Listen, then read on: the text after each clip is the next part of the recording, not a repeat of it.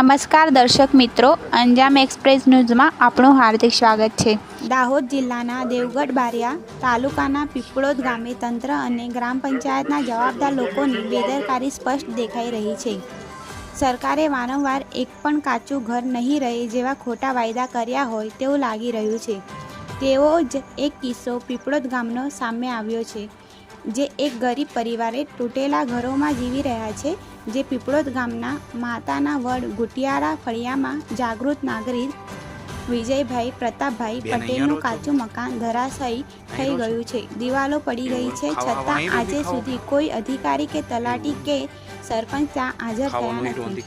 પ્રધાનમંત્રી આવાસ યોજનામાં જેનું નામ હોવું જોઈએ તેવું નામ કાપી નાખવામાં આવ્યું છે અને આશ્ચર્યની બાબત એ છે કે જેઓ પાકા મકાનો ધરાવે છે એવા સમૃદ્ધ લોકોના નામ યાદીમાં સામેલ છે।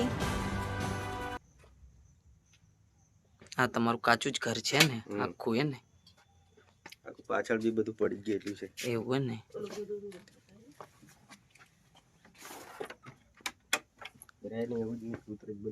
બરાબર। પટેલ ગામ પીપળોદ માતાના વડ ફળી ગુટિયારા ફળ્યું મારું આ મકાનમાં રહું છું।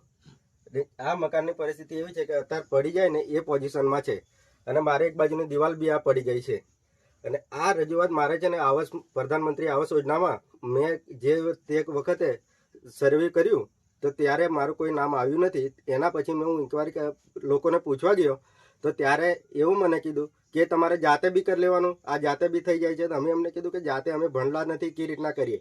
તો પછી એ લોકોએ ત્યાં સુધી પહેલે નહીં કર્યું તો અમે ટીડીઓ સાહેબને બી અરજી આપી છે એક। તો ટીડીઓ સાહેબને 13 તારીખે અમે આપેલી તો ટીડીઓ સાહેબે એવું કીધું કે તમે ગ્રામ પંચાયત તમારા પીપળોદમાં બી આપો। તો અમે જે તે આપવા ગયા ત્યારે તલાટીએ અરજી અમારી લીધી નહોતી। ત્યારે બાબુકાકા સરપંચ, કમલસિંહભાઈ ડિપોટી સરપંચ, અમુક ગામના બધા વડીલો ત્યાં બેઠા જ હતા। એવા સમજ ત્યારે બી કોઈએ કંઈ કીધું નથી કે ભાઈ આની પરિસ્થિતિ આવી છે, તમે આનું કોઈક પહેલે કરો, પણ કોઈએ કોઈ પહેલે કર્યું નથી। બધી ઘણી વાર અમે રજૂઆત કરી છે, 3-4 વાર મળ્યા છે, ફોન કર્યા છે, ફોન ઉઠાવતા નથી, કાપી નાખે છે આવું, પણ કોઈ અમને જવાબ કરતા નથી આ લોકો। મારે પાસે 3 છોકરા છે અને છોકરાની 2 વહુઓ છે અને અમે 2 જણ 5-7 જણ અમે અહીંયા રહીએ છીએ। પણ આવામાં અમે કઈ રીતના રહીએ? અને પ્રધાનમંત્રી યોજનાઓવાળા કહે છે કે બધાને આપીએ છીએ, પણ અમને કોઈ આ મળ્યું જ નથી અત્યાર સુધી। તલાટી સાહેબને બી મેં ઘણા વાર કીધું છે, ઘણી પહેલે કર્યું છે, તોય છતાં અમને કોઈ આ પહેલે આપ્યું નથી। અને આવામાં મારે કેવી રીતના રહેવાનું? આ જુઓ તમે, આ બધી એક બાજુ બધું આ દિવાલો હજુ આ પડી છે, બીજી થોડી પડવા લાગી છે। આ એમ કે તો જાણ પડી જ જવાનું છે એટલું। એટલે મારે એ જ વિનંતી છે કે મને જે તે કરીને થોડી સહાય મળે આ વડાપ્રધાનમંત્રી યોજનામાં। અમારી ચેનલને લાઇક, શેર અને સબસ્ક્રાઇબ કરવાનું ના ભૂલશો।